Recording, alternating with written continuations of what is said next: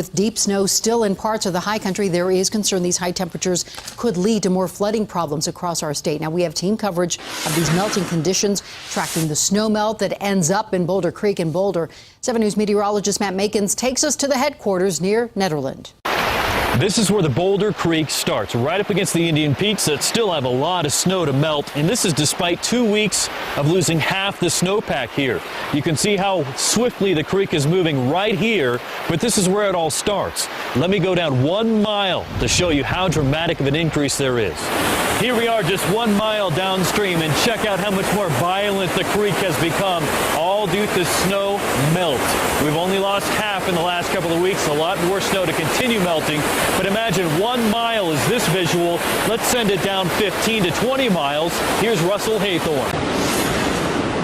Matt, where you are in the Boulder Basin, snowpack is 170% of normal, and it will all be moving this direction, creating a dangerous situation here on the Boulder Creek and on other waterways.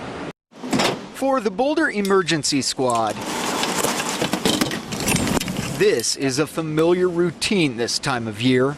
Quick water today. It looks like it keeps coming up. The last few days it's definitely increased. Today they're conducting a river rescue rehearsal, so to speak, because Boulder Creek is raging. This is nothing to fool around with. Yet people do. We're trying to jump in the creek if possible.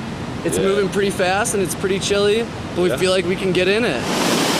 Fortunately, Chris and Kevin thought better about jumping in today into a creek that Chief Andy Amalfitano says has a different topography since the September floods. That flood has changed the waterways, including the Poudre River, where a 14-year-old boy and his uncle drowned just 2 days ago. James, you're going to go downstream. Kyle, you're going to go upstream. Whatever the case, the Boulder Emergency Squad is preparing for the inevitable. We're going to make sure that we're as safe as we can be, and let's get this done effectively. Just to give you an idea of how busy rescue crews already are, the Boulder Emergency Squad has gone out on 12 calls already in the past 4 weeks. That's as many as they do in an average season.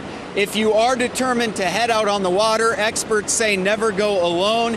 And if you are going out, always make sure your friends and family are aware of where you're going and when you're due back.